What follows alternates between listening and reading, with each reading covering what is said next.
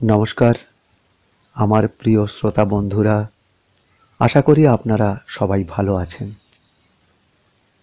আজ আপনাদের শোনাব সাহিত্য সম্রাট বঙ্কিমচন্দ্র চট্টোপাধ্যায়ের সেই বিখ্যাত উপন্যাস আনন্দ মঠের তৃতীয় খণ্ড। হ্যাঁ, আজ তার প্রথম পরিচ্ছেদ। কালটা ৭৬ সাল। ঈশ্বর কৃপায় শেষ হইল। বাংলার ৬ আনা রকম মনুষ্যকে জমপুরে প্রেরণ করাইয়া সেই দুর্বৎসর নিজে কালগ্রাসে পতিত হইল। ৭৭ সালে ঈশ্বর সুপ্রসন্ন হইলেন। সুবৃষ্টি হইল, পৃথিবী শস্য শালিনী হইল। যাহারা বাঁচিয়া ছিল তাহারা পেট ভরিয়া খাইতে পাইল।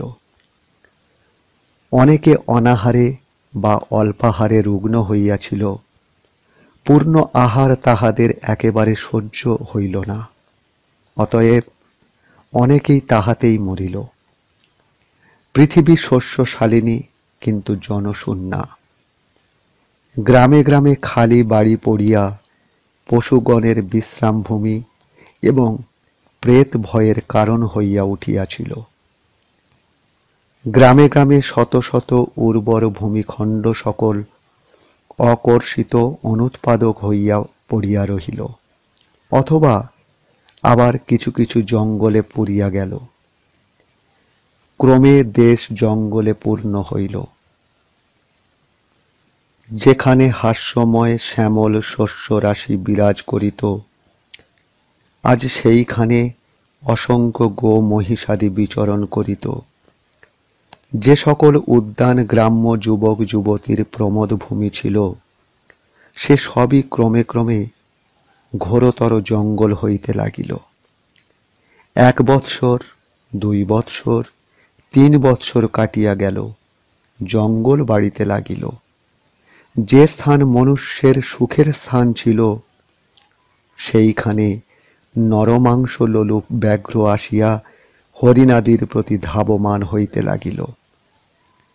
যেখানে সুন্দরীর দল অলোকতাঙ্কিত চরণে চরণভূষণ ধ্বনিত করিতে করিতে, বয়স্যার সহিত ব্যঙ্গ করিতে করিতে, উচ্চ হাসি হাসিতে হাসিতে যাইত, সেইখানে ভল্লুকে বিবর প্রস্তুর করিয়া শাবকাদি লালন পালন করিতে লাগিল। যেখানে শিশু সকল নবীন বয়সে সন্ধ্যাকালের মল্লিকা কুসুম তুল্য উৎফুল্ল হইয়া হৃদয়ে তৃপ্তিকর হাস্য হাসিত, আজ সেইখানে যুথে যুথে বন্য হস্তি সকল মদমত্ত হইয়া বৃক্ষের কাণ্ড সকল বিদীর্ণ করিতে লাগিল। যেখানে দুর্গোৎসব হইত, সেখানে শৃগালের বিবর, দোলমঞ্চে পেচকের আশ্রয়, আর নাট মন্দিরে বিষধর সর্প সকল দিবসে ভেকের অন্বেষণ করিয়া বেড়ায়। বাংলায় শস্য জন্মে, কিন্তু খাইবার লোক নাই। বিক্রেও জন্মে, কিনিবার লোক নাই। চাষায় চাষ করে, টাকা পায় না, সুতরাং জমিদারের খাজনা দিতে পারে না। আবার জমিদারেরা রাজার খাজনা দিতে পারে না। রাজা জমিদারি কাড়িয়া লওয়ায় জমিদার সম্প্রদায় সর্বহৃত হইয়া দরিদ্র হইতে লাগিল। বসুমতী বহু প্রসবিনী হইলেন, তবু আর ধন জন্মে না। কাহারও ঘরে ধন নাই, যে যাহার পায় কাড়িয়া খায়। চোর ডাকাতেরা মাথা তুলিল। সাধু ভীত হইয়া ঘরের মধ্যে লুকাইল। আর এদিকে সন্তান সম্প্রদায় নিত্য সচন্দন তুলসী দলে বিষ্ণু পাদপদ্ম পূজা করে। যার ঘরে বন্দুক পিস্তল আছে কাড়িয়া আনে। ভবানন্দ বলিয়াছিলেন, ভাই সকল, যদি একদিকে একটি ঘরে মণিমাণিক্য হীরক প্রবলাদি দেখো, আর আরেক দিকে একটা ভাঙা বন্দুক দেখো, তোমরা মণিমাণিক্য হীরক প্রবলাদি ছাড়িয়া সেই ভাঙা বন্দুকটি লইয়া আসিবে। তারপর তাহারা গ্রামে গ্রামে চর পাঠাইতে লাগিল। গ্রামে গ্রামে চর গিয়া সেখানে হিন্দু দেখে আর তাহাদেরকে বলে, ভাই বিষ্ণু পূজা করবি? এই বলিয়া ২০-২৫ জন জড়ো করিয়া মুসলমানের গ্রামে আসিয়া মুসলমানদের ঘরে আগুন দেয়। মুসলমানেরা প্রাণ রক্ষায় ব্যতিব্যস্ত হয়, আর সন্তানেরা তাহাদের সর্বস্ব লুট করিয়া নূতন বিষ্ণু ভক্তদিগকে বিতরণ করে। এই লুঠের ভাগ পাইয়া গ্রামে লোকে প্রীত হইলে বিষ্ণু মন্দিরে আনিয়া বিগ্রহের পাদস্পর্শ করাইয়া তাহাদিগকে সন্তান করিয়া তোলে। লোকে দেখিল, বাহ, সন্তানত্বে তো বিলক্ষণ লাভ আছে। বিশেষত মুসলমান রাজ্যের অরাজকতায় ও অশাসনে সকলে মুসলমানের উপর বিরক্ত হইয়া উঠিয়াছিল। হিন্দু ধর্মের বিলোপে অনেক হিন্দুই হিন্দুত্ব স্থাপনের জন্য আগ্রহচিত্ত ছিল। অতএব দিনে দিনে সন্তান সংখ্যা বৃদ্ধি পাইতে লাগিল। দিনে দিনে শত শত, মাসে মাসে সহস্র সহস্র সন্তান আসিয়া ভবানন্দ জীবানন্দের পাদপদ্মে প্রণাম করিয়া দলবদ্ধ হইয়া দিগ দিগন্তরে মুসলমানকে শাসন করিতে বাহির হইতে লাগিল। যেখানে রাজপুরুষ পায় ধরিয়া মারপিট করে, কখনো কখনো প্রাণবধ করে। যেখানে সরকারি টাকা পায় লুটিয়া ঘরে আনিয়া থাকে। যেখানে মুসলমানের গ্রাম পায় দগ্ধ করিয়া ভস্মাবশেষ করে। স্থানীয় রাজপুরুষগণ তখন এই সন্তানদিগকে শাসনার্থে ভূরি ভূরি সৈন্য প্রেরণ করিতে লাগিলেন। কিন্তু এখন সন্তানেরা দলবদ্ধ, সশস্ত্রযুক্ত এবং মহাদম্ভশালী। তাহাদিগের বীরের মতো দর্প, তাহার সম্মুখে মুসলমান সৈন্য অগ্রসর হইতে পারে না। আর যদিও অগ্রসর হয়, অমিত বলে তাহাদিগের উপর পড়িয়া তাহাদিগকে ছিন্ন ভিন্ন করিয়া হরিধ্বনি করিতে থাকে। যদি কখনো কোনো সন্তানের দলকে যবন সৈনিকেরা পরাস্ত করে, তখনই আর এক দল সন্তান কোথা হইতে আসিয়া বিজেতাদিগের মাথা কাটিয়া ফেলিয়া হরি হরি বলিতে বলিতে চলিয়া যায়। এই সময়ে প্রথিতনামা ভারতীয় ইংরেজ কুলের প্রাতঃসূর্য ওয়ারেন হেস্টিংস সাহেব ভারতবর্ষের গভর্নর জেনারেল। কলিকাতায় বসিয়া লোহার শিকল গড়িয়া তিনি মনে মনে বিচার করিলেন যে এই শিকলেই আমি সদীপা সসাগরা ভারতভূমিকে বাঁধিব। একদিন জগদীশ্বর সিংহাসনে বসিয়া নিঃশব্দে বলিয়াছিলেন, তথাস্তু। কিন্তু সেদিন তো এখনো দূরে। আজিকার দিনে সন্তানদিগের ভীষণ হরিধ্বনিতে ওয়ারেন হেস্টিংস বিকম্পিত হইলেন। ওয়ারেন হেস্টিংস প্রথমে ফৌজদারি সৈন্যের দ্বারা সেই বিদ্রোহ নিবারণের চেষ্টা করিয়াছিলেন। কিন্তু ফৌজদারি সিপাহীর এমন অবস্থা হইল যে তাহারা কোনো বৃদ্ধা স্ত্রীলোকের মুখেও হরিনাম শুনিলে পলায়ন করিত। অতএব নিরুপায় দেখিয়া ওয়ারেন হেস্টিংস ক্যাপ্টেন টমাস নামক একজন সুদক্ষ সৈনিককে অধিনায়ক করিয়া একদল কোম্পানির সৈন্য বিদ্রোহ নিবারণের জন্য প্রেরণ করিলেন। ক্যাপ্টেন টমাস পৌঁছিয়া বিদ্রোহ নিবারণের একটা অতি উত্তম ব্যবস্থা করিলেন। কি না, রাজার সৈন্য ও জমিদার দিগের সৈন্য চাহিয়া লইয়া কোম্পানির সুশিক্ষিত সদস্ত্রযুক্ত অত্যন্ত বলিষ্ঠ দেশি বিদেশি সৈন্যের সঙ্গে মিলাইয়া দিলেন, আর পরে সেই মিলিত সৈন্য দলে দলে বিভক্ত করিয়া সে সকলের আধিপত্যে উপযুক্ত যোদ্ধৃবর্গকে নিযুক্ত করিলেন।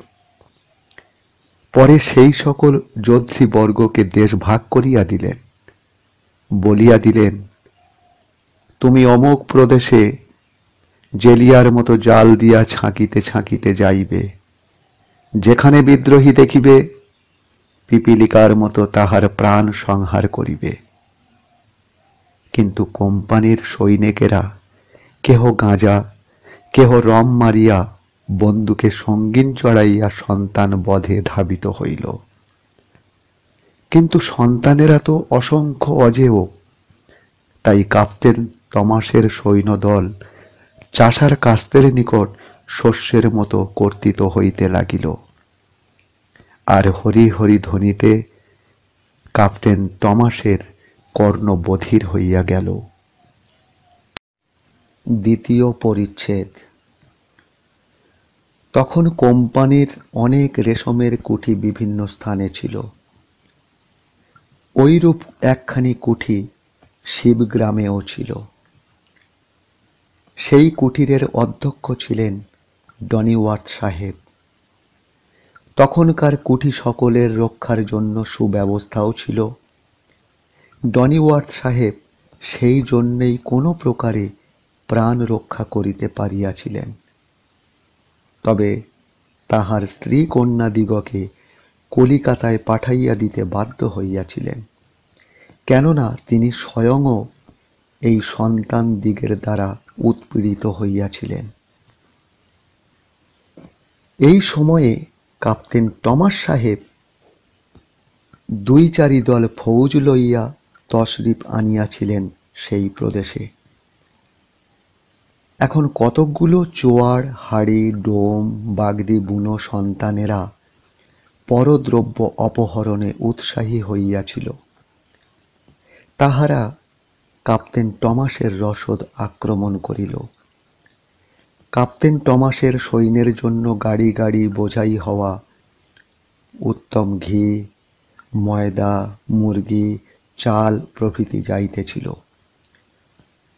ইহা দেখিয়া ওই ডোমবাগদির দল লোভ সম্বরণ করিতে পারিল না। তাহারা সেই গাড়ি আক্রমণ করিল, কিন্তু ক্যাপ্টেন টমাসের সিপাহীদের হস্তস্থিত বন্দুকের 2-4টি গুঁতো খাইয়া তাহারা ফিরিয়া আসিল। আর ক্যাপ্টেন টমাস তৎক্ষণাৎ কলিকাতায় রিপোর্ট পাঠাইলেন যে আজ 157 জন সিপাহী লইয়া 14,700 বিদ্রোহীকে পরাজিত করিয়াছেন। বিদ্রোহী দিগের মধ্যে 2,153 জন মরিয়াছে, আর 1,233 জন আহত হইয়াছে, এবং 7 জন বন্দী হইয়াছে। বলা বাহুল্য, কেবল শেষ কথাটিই ছিল সত্য, 7 জন বন্দী হইয়াছে। ক্যাপ্টেন টমাস দ্বিতীয় ব্লেনহিম বা রসবাগের যুদ্ধ জয় করিয়াছি মনে করিয়া গোঁপ দাড়ি চুমরাইয়া নির্ভয়ে ইতস্তত বেড়াইতে লাগিলেন, আর ডনিওয়ার্থ সাহেবকে পরামর্শ দিতে লাগিলেন, আর কি, বিদ্রোহ তো নিবারণ হইয়াছে, তুমি স্ত্রী পুত্র দিগকে কলিকাতা হইতে লইয়া আইস, কোনো ভয় নাই। কিন্তু ডনিওয়ার্থ সাহেব সাহস পাইলেন না। তিনি বলিলেন, সে না হয় হইবে, আপনি আরো 10 থাকুন, দেশ আরেকটু স্থির হোক, তখন না হয় স্ত্রী কন্যা দিগকে এইখানে লইয়া আসিব। ডনিওয়ার্থ সাহেবের কথায় টমাস সাহেব রাজি হইলেন। ডনিওয়ার্থ সাহেবের ঘরে পালা মাটন মুরগি ছিল, পনিরও উত্তম ছিল, নানাবিধ বন্য পক্ষী তাহার টেবিলের শোভা সম্পাদন করিত। আরও একটি কারণ আছে। শ্বশ্রুমান বাপুর চিঠি দ্বিতীয় দ্রৌপদী যেন। সুতরাং বিনা বাক্য ব্যয়ে কাপ্তেন টমাস সেইখানেই অবস্থিতি করিলেন। এদিকে ভবানন্দ মনে মনে গড় গড় করিতেছেন আর ভাবিতেছে, কবে এই কাপ্তেন টমাস সাহেবের মাথাটি কাটিয়া দ্বিতীয় সম্বরারি বলিয়া উপাধি ধারণ করিবে। ইংরেজ যে ভারতবর্ষের উদ্ধার সাধনের জন্য আসিয়াছিল, সন্তানেরা তাহা তখন বুঝে নাই, আর কি প্রকারেই বা বুঝিবে। কাপ্তেন টমাসের সমসাময়িক ইংরেজরাও তাহা জানিতেন না। তখন কেবল বিধাতার মনে মনেই এই কথাটি ছিল। ভবানন্দ ভাবিতেছিলেন, এ অসুরের বংশ একদিনে আমি নিপাত করিব। এখন সকলে জমা হোক, একটু অসতর্ক হোক, বরং আমরা এখন একটু তফাতে থাকি। সুতরাং তাহারা একটু তফাতে রহিল। কাপ্তেন টমাস সাহেব নিষ্কণ্টক হইয়া দ্রৌপদীর গুণগ্রহণে মনোযোগ দিলেন। বস্তুত অরণ্য মধ্যে কোনো পথ ছিল না, অশ্ব প্রবেশ করিতে পারিল না, কিন্তু সাহেব ঘোড়া ছাড়িয়া দিয়া কাঁধে বন্দুক লইয়া একা অরণ্যের মধ্যে প্রবেশ করিলেন। প্রবেশ করিয়া ইতস্তত ব্যাঘ্রের অন্বেষণ করিতে লাগিলেন, কিন্তু ব্যাঘ্র দেখিতে পাইলেন না। কি দেখিলেন? দেখিলেন এক বৃহৎ বৃক্ষতলে প্রস্ফুটিত ফুল্ল কুসুমযুক্ত লতা গুল্মাদিতে বেষ্টিত হইয়া বসিয়া ও কে?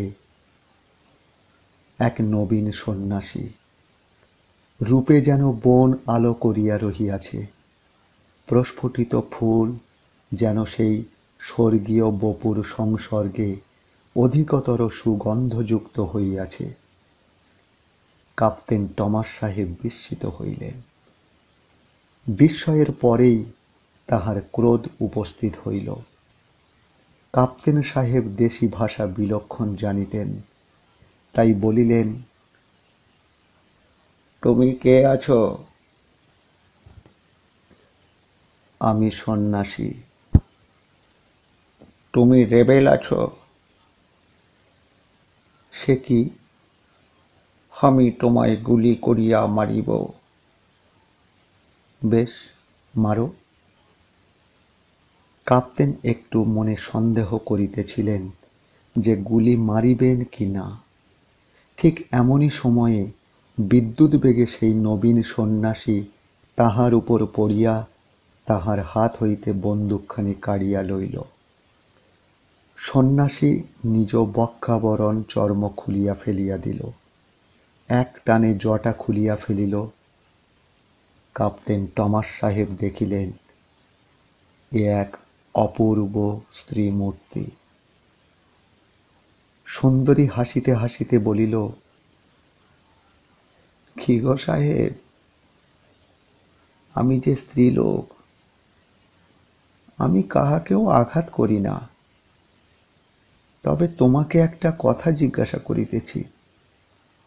আচ্ছা, হিন্দু মুসলমানে মারামারি হইতেছে, তোমরা কেন বাপু মাঝখানে? আপনার ঘরে ফিরিয়া যাও। তুমি কে আছো? ওহ, বলিলাম তো, আমি সন্ন্যাসী। যাহাদের সঙ্গে লড়াই করিতে আসিয়াছ, তাহাদের কাহারও স্ত্রী হইব। তুমি হামারা গড়ে থাকিব। কি বললে সাহেব? তোমার উপপত্নী স্বরূপ থাকিব? স্ত্রীর মতো থাকিতে পারো, লেকিন শাদী হইব না। আমারও একটা জিজ্ঞাসা আছে সাহেব। আমাদের ঘরে না একটা রূপী বাঁদর ছিল, কিন্তু সেটা সম্প্রতি মরে গেছে।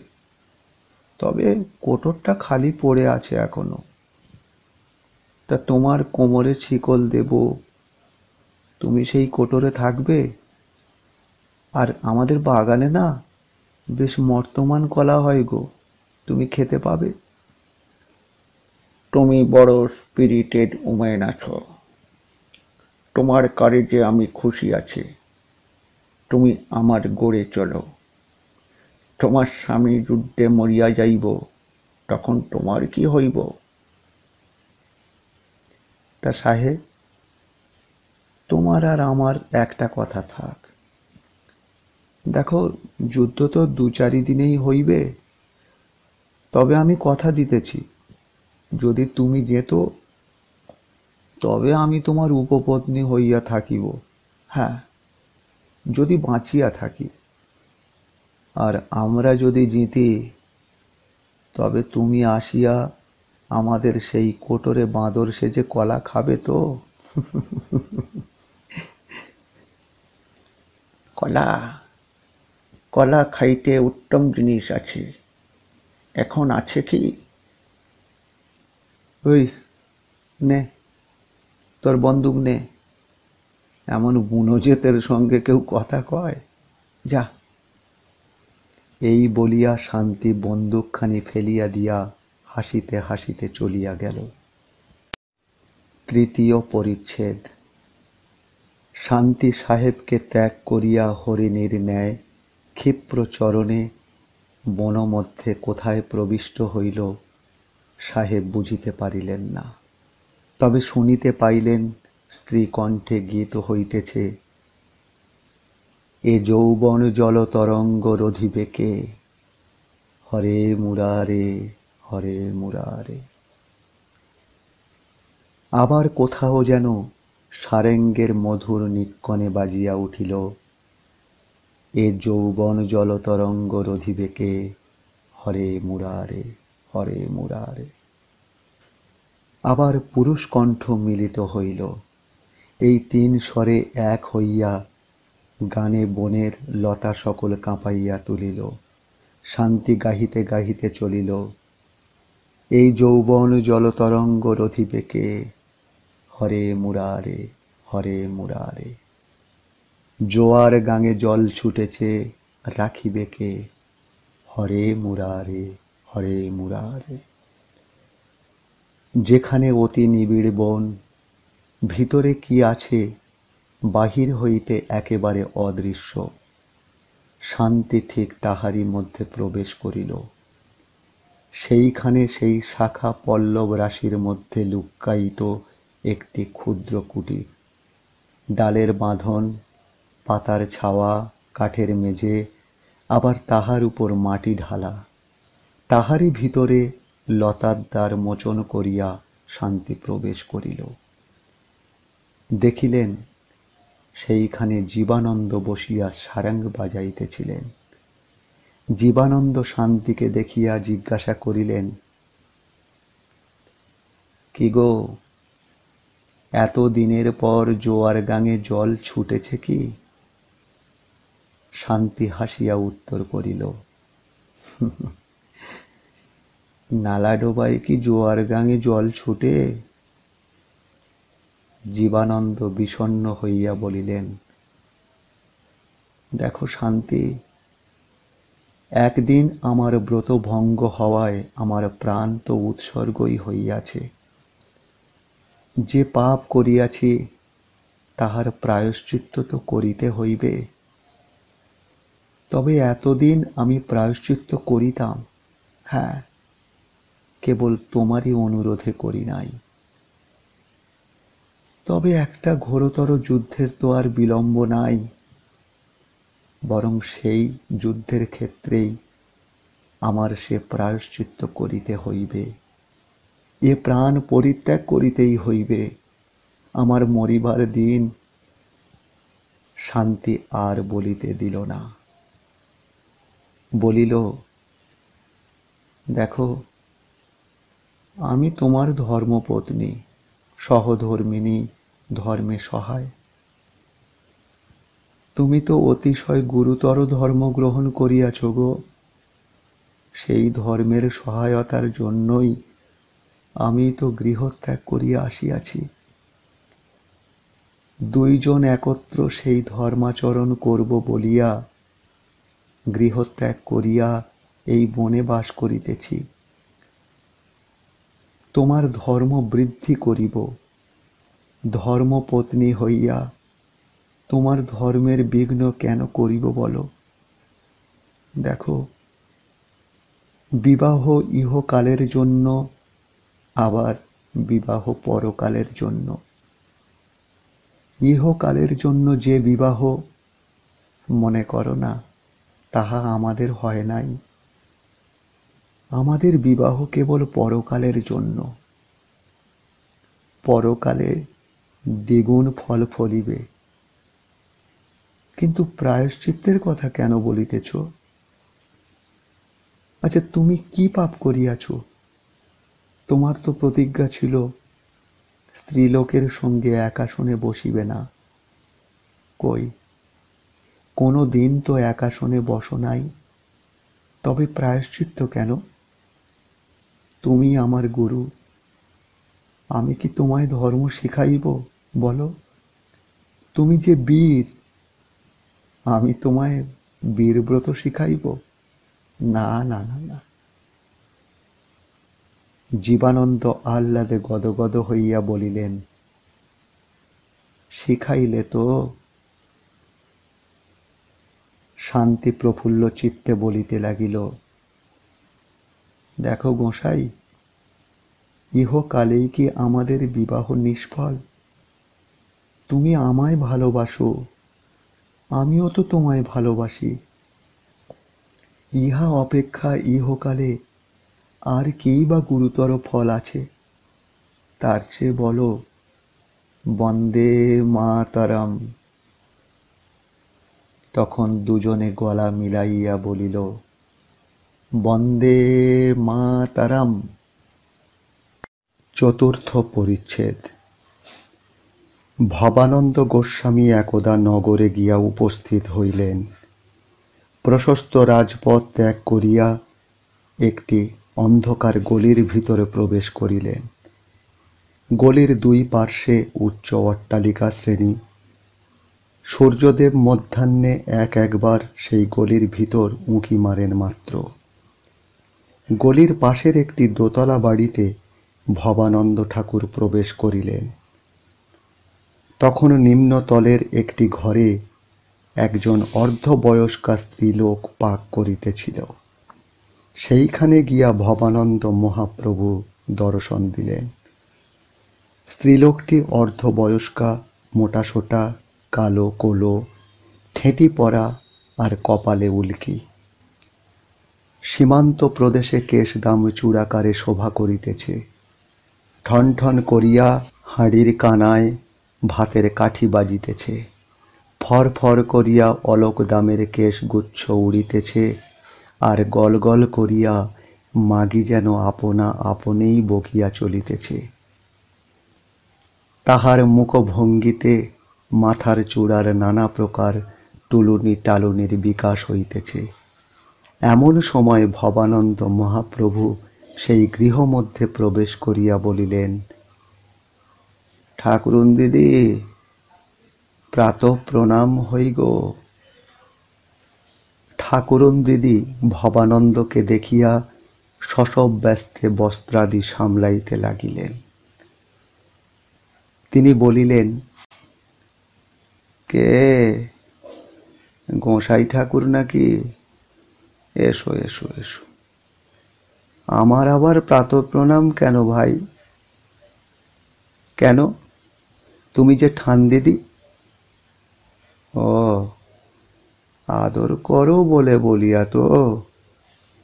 তোমরা হলে গোসাই মানুষ, দেবতা, তা করেছ করেছ, করিলেও করিতে পারো। হাজার হোক, আমি তো বয়সে বড়। এখন ভবানন্দের অপেক্ষা গৌরী দেবী মহাশয়া বছর 25 বড়। কিন্তু সুচতুর ভবানন্দ উত্তর করিলেন, সে কি ঠান দিদি? রসের মানুষ দেখে ঠান দিদি বলি। নইলে যখন হিসাব হয়েছিল, তুমি যে আমার চেয়ে 6 বছরের ছোট ছিলে, মনে নাই? আমাদের বৈষ্ণবের সকল রকম মনে আছে।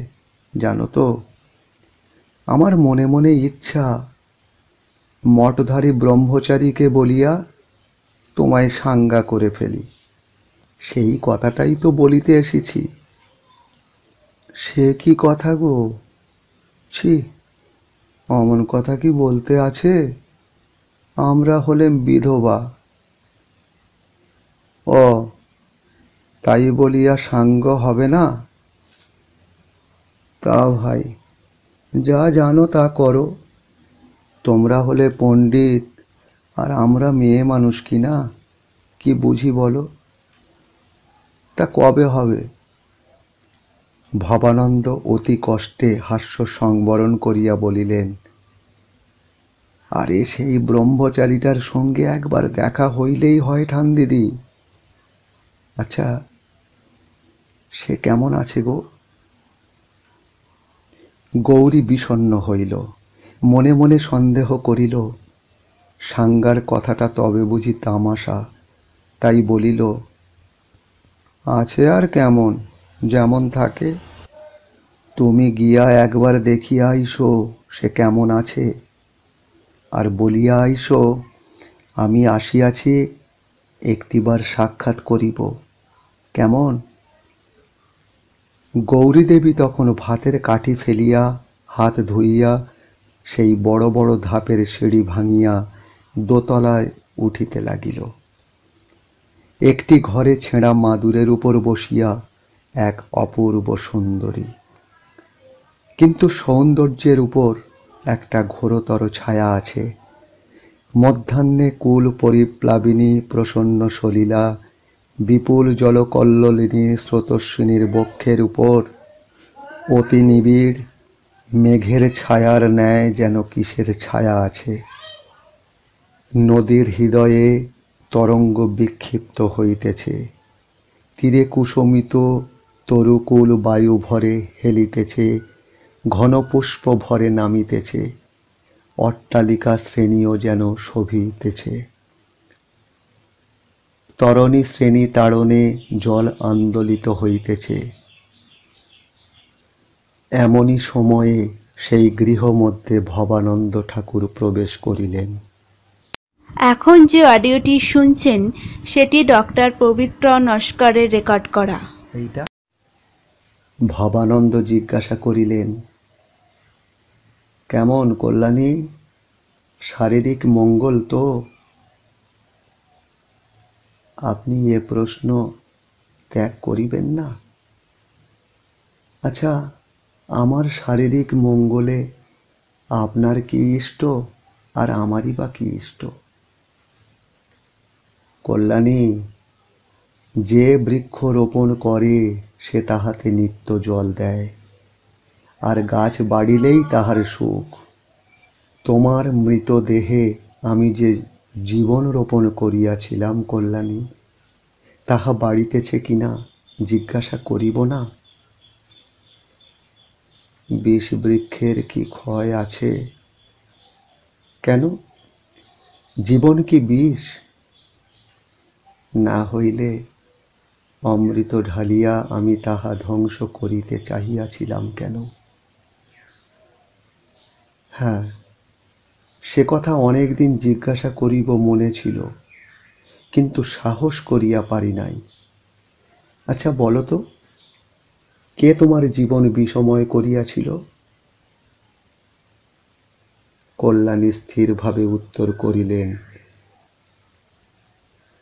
আমার জীবন কেহ বিষময় করে নাই, জীবনই বিষময়। আমার জীবন বিষময়, আপনার জীবন বিষময়, সকলের জীবন বিষময়।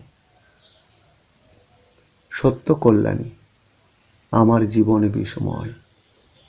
তবে যেদিন অবধি তোমার ব্যাকরণ কি শেষ হইয়াছে? না, অভিধান ভালো লাগে না।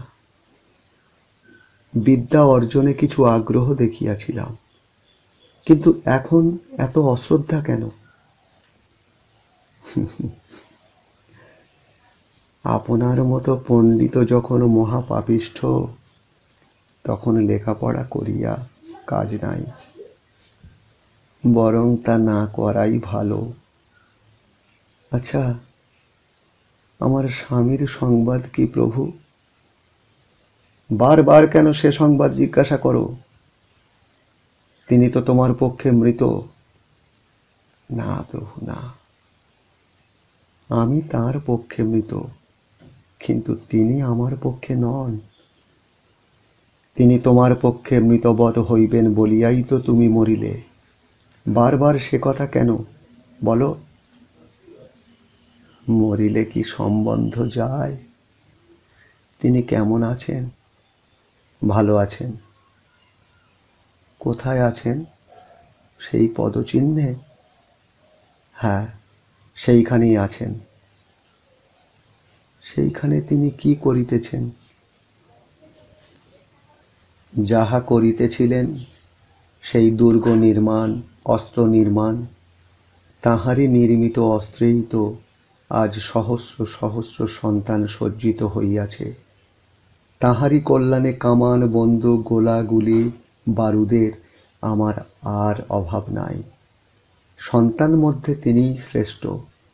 তিনি আমাদিগের মহৎ উপকার করিতেছেন। তিনি আমাদিগের এখন দক্ষিণ বাহু। দেখুন, আমি প্রাণত্যাগ না করিলে কি এত হইত? যার বুকে কাদা পোড়া কলসি বাঁধা, সে কি ভব সমুদ্রে সাঁতার দিতে পারে? যার পায়ে লোহার শিকল, সে কি দৌড়ায়? কেন সন্ন্যাসী, তুমি এছাড় জীবন রাখিয়াছিলে? স্ত্রী সহধর্মিণী, ধর্মের সহায়। ছোট ছোট ধর্মে, বড় বড় ধর্মে কণ্টক। আমি 20 কণ্টকের দ্বারা তাহার অর্ধকণ্টক উদ্ধৃত করিয়াছিলাম। ছি ছি ছি ছি, দুরাচার, পামর, ব্রহ্মচারী, এ প্রাণ তুমি ফিরিয়া দিলে কেন বলো?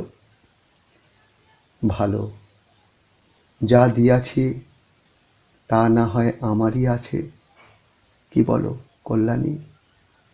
যে প্রাণ তোমায় দিয়াছি, তাহা কি তুমি আমায় দিতে পারো? কি আপনি কিছু সংবাদ রাখেন কি?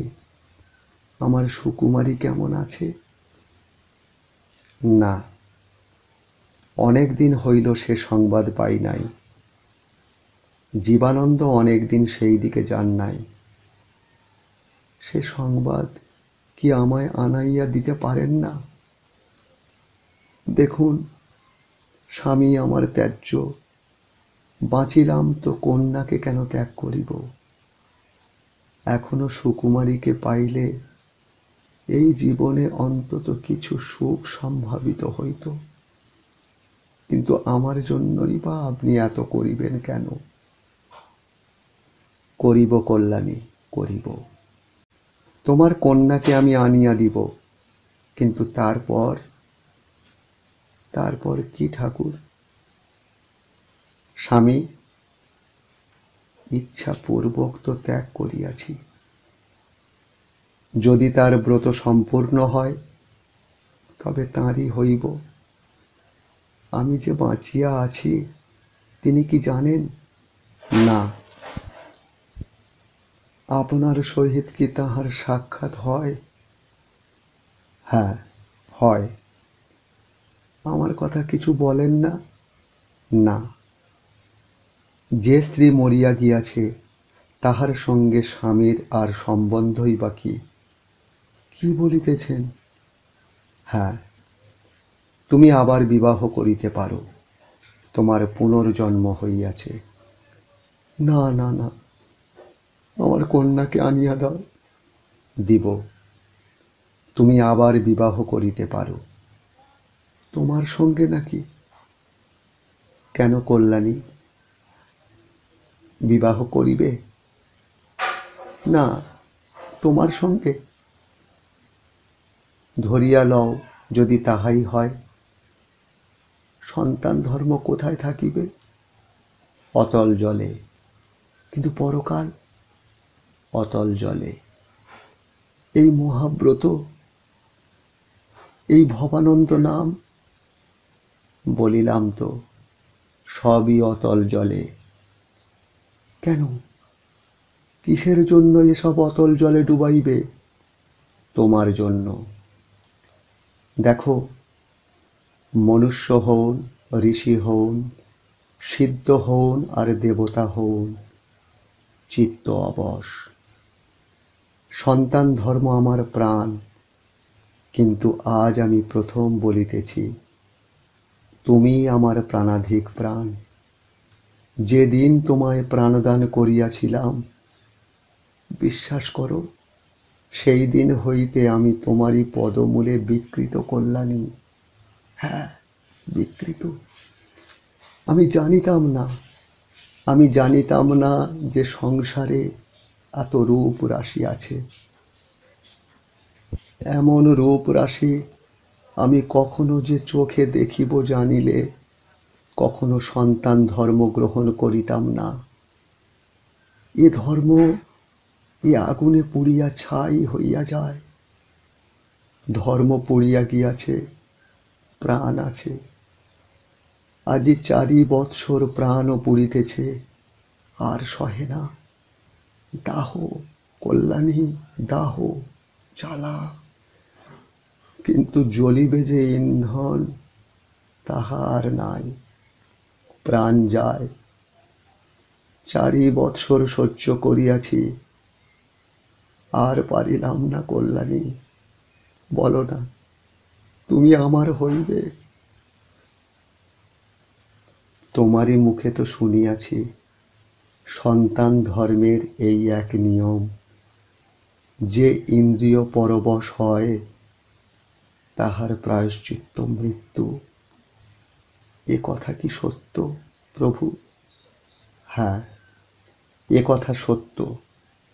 তবে তোমার প্রায়শ্চিত্ত কি মৃত্যু? হ্যাঁ, আমার একমাত্র প্রায়শ্চিত্ত মৃত্যু। আচ্ছা, আমি তোমার মনস্কামনা সিদ্ধ করিলে তুমি মরিবে?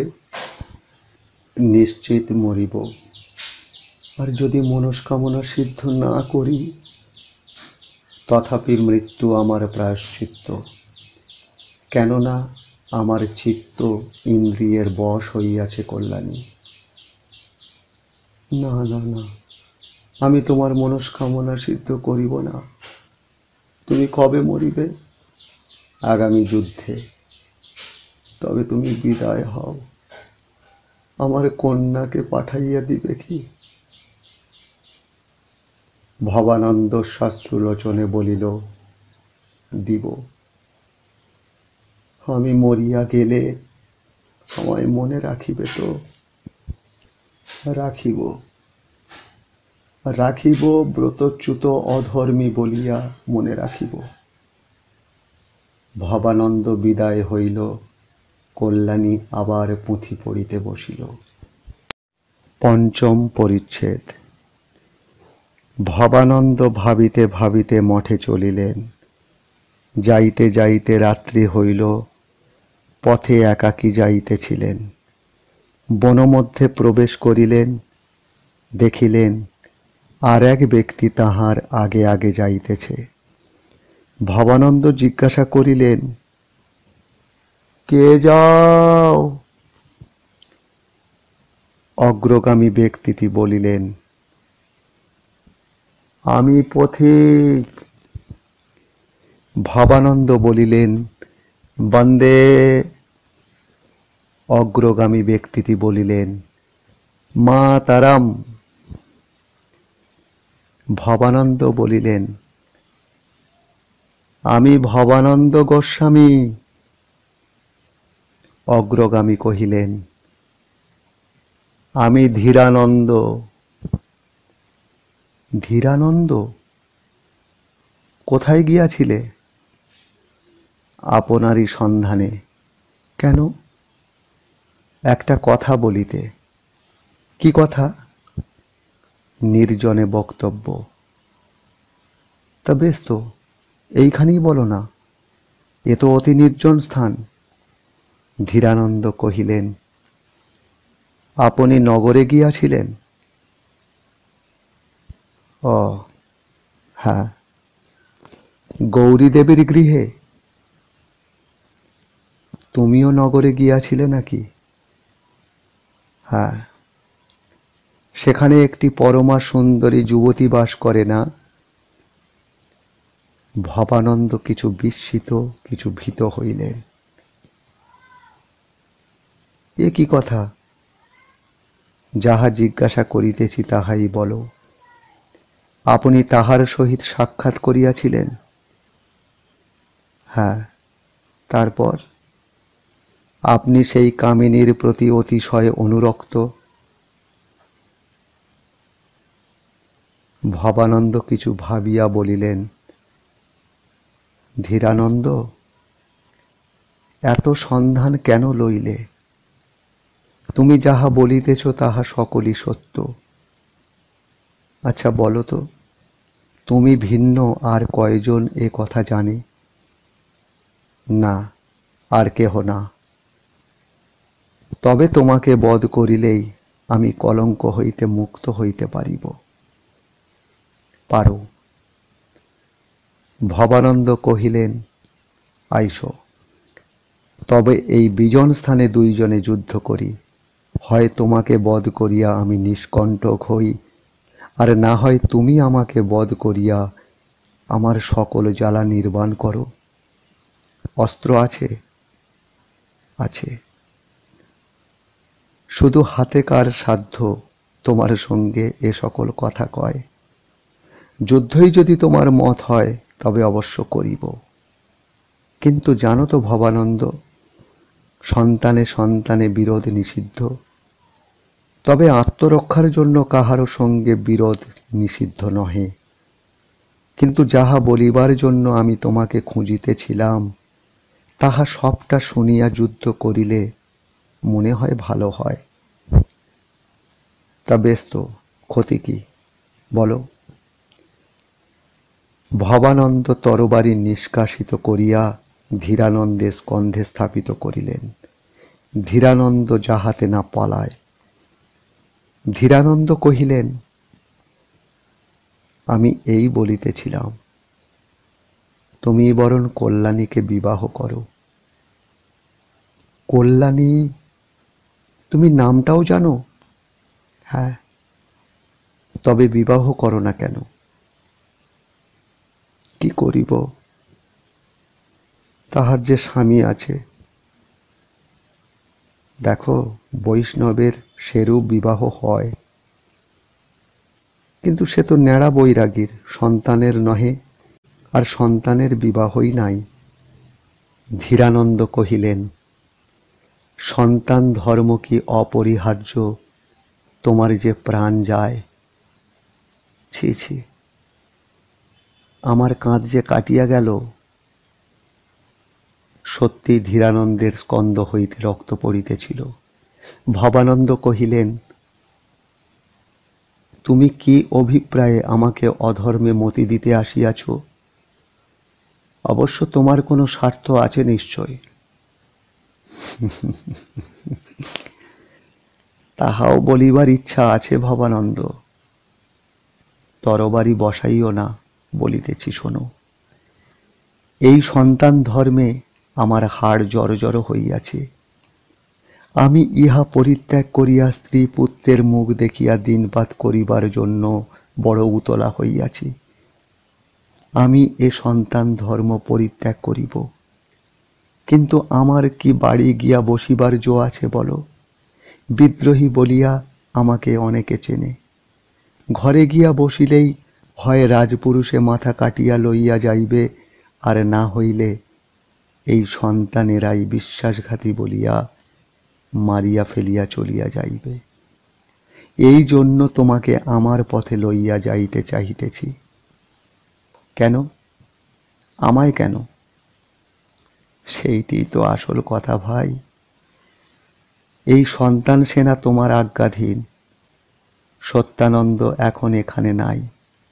তুমি তো ইহার নায়ক, আর তুমি সেই সেনা লইয়া যুদ্ধ করো, তোমার জয় হইবে, ইহা আমার দৃঢ় বিশ্বাস। যুদ্ধ জয় হইলে তুমি বা কেন স্বনামে রাজ্য স্থাপন করো না? সেনা তো তোমার আজ্ঞাকারী, তুমি রাজা হও। কল্যাণী হোক তোমার মন্দোদরী, আর আমি হইব তোমার অনুচর, এবং তাহাই হইয়া স্ত্রী পুত্রের মুখাবলোকন করিয়া দিনপাত করিব, আর আশীর্বাদ করি সন্তান ধর্ম অতল জলে ডুবাইয়া দাও। ভবানন্দ তখন ধীরানন্দের স্কন্ধ হইতে তরবারি ধীরে ধীরে নামাইলেন, বলিলেন, ধীরানন্দ, তুমি যুদ্ধ করো, আমি তোমায় বধ করিব। আমি ইন্দ্রিয় পরবশ হইয়া থাকিব, কিন্তু বিশ্বাসহন্তা নহি। তুমি আমাকে বিশ্বাসঘাতক হইতে পরামর্শ দিয়াছ, নিজেও বিশ্বাসঘাতক। তোমাকে মারিলে আমার ব্রহ্মহত্যা হয় না, আমি বরং তোমাকেই মারিব। ধীরানন্দ কথা শেষ হইতে না হইতেই ঊর্ধ্বশ্বাসে পলায়ন করিল। ভবানন্দ তাহার পশ্চাৎবর্তী হইলেন না, কেননা ভবানন্দ কিছুক্ষণ অন্যমনা হইয়াছিলেন। যখন খুঁজিলেন তখন আর তাহাকে দেখিতে পাইলেন না। ষষ্ঠ পরিচ্ছেদ। মঠে ফিরিয়া না গিয়া ভবানন্দ গভীর বনমধ্যে প্রবেশ করিলেন। সেই জঙ্গল মধ্যে এক স্থানে এক প্রাচীন অট্টালিকার ভগ্নাবশেষ আছে। ভগ্নাবিশিষ্ট ইষ্টকাদির উপর লতাগুল্ম কণ্টকাদি অতিশয় নিবিড়ভাবে জন্মিয়াছে। সেখানে অসংখ্য সর্পের বাস। ভগ্ন প্রকোষ্ঠের মধ্যে একটি অপেক্ষাকৃত অভগ্ন ও অপরিষ্কৃত ছিল। ভবানন্দ গিয়া তাহার উপরে উপবেশন করিলেন। উপবেশন করিয়াই তিনি চিন্তা করিতে লাগিলেন। রজনী ঘোর তমময়ী, তাহাতে সেই অরণ্য অতি বিস্তৃত, জনশূন্য, অতি নিবিড়, বৃক্ষলতা দুর্ভেদ্য, বন্য পশুরও গমনাগমনের বিরোধী। বিশাল জনশূন্য, অন্ধকার, দুর্ভেদ্য, নীরব। রবের মধ্যে দূরে ব্যাঘ্রের হুঙ্কার, অথবা অন্য সাপদের ক্ষুধা, ভীতি বা আস্ফালনের বিকট চিৎকার। কদাচিৎ কোনো পক্ষীর পক্ষকম্পন, কদাচিৎ তাড়িত এবং তাড়নকারী, বদ্ধ ও বধকারী পশুদিগের দ্রুত গমন শব্দ। সেই বিজনে অন্ধকারে ভগ্ন অট্টালিকার উপর বসিয়া একা ভবানন্দ। তাহার পক্ষে তখন যেন পৃথিবী নাই, অথবা কেবল ভয়ের উপাদানময়ী হইয়া উঠিয়াছেন। সেই সময়ে ভবানন্দ কপালে হাত দিয়া ভাবিতেছিলেন, স্পন্দ নাই, নিঃশ্বাস নাই, ভয় নাই, যেন অতি প্রগাঢ় চিন্তায় নিমগ্ন। মনে মনে বলিতেছিলেন, যাহা ভবিতব্য তাহা অবশ্যই হইবে। ইহা কি হইল? আমি ভাগীরথী জলতরঙ্গ সমীপে ক্ষুদ্র গজের মতো ইন্দ্রিয় স্রোতে ভাসিয়া গেলাম। ইহাই আমার দুঃখ। এক মুহূর্তে দেহের ধ্বংস হইতে পারে, দেহের ধ্বংসেই ইন্দ্রিয়ের ধ্বংস। আমি সেই ইন্দ্রিয়ের বশীভূত হইলাম। ছি ছি ছি ছি ছি ছি। আমার মরণ শ্রেয়। আমি ধর্মত্যাগী, আমি মরিব। এমন সময়ে পেচক মাথার উপর গম্ভীর শব্দ করিল। ভবানন্দ তখন মুক্ত কণ্ঠে বলিতে লাগিলেন, ও কিসের শব্দ? কানে যেন গেল। যম আমায় ডাকিতেছে, আমি জানি না। কে শব্দ করিল? কে আমায় ডাকিল?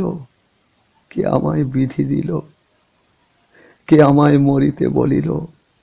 পুণ্যময়ী অনন্তে, তুমি শব্দময়ী, কিন্তু তোমার শব্দের তো মর্ম আমি বুঝিতে পারিতেছি না।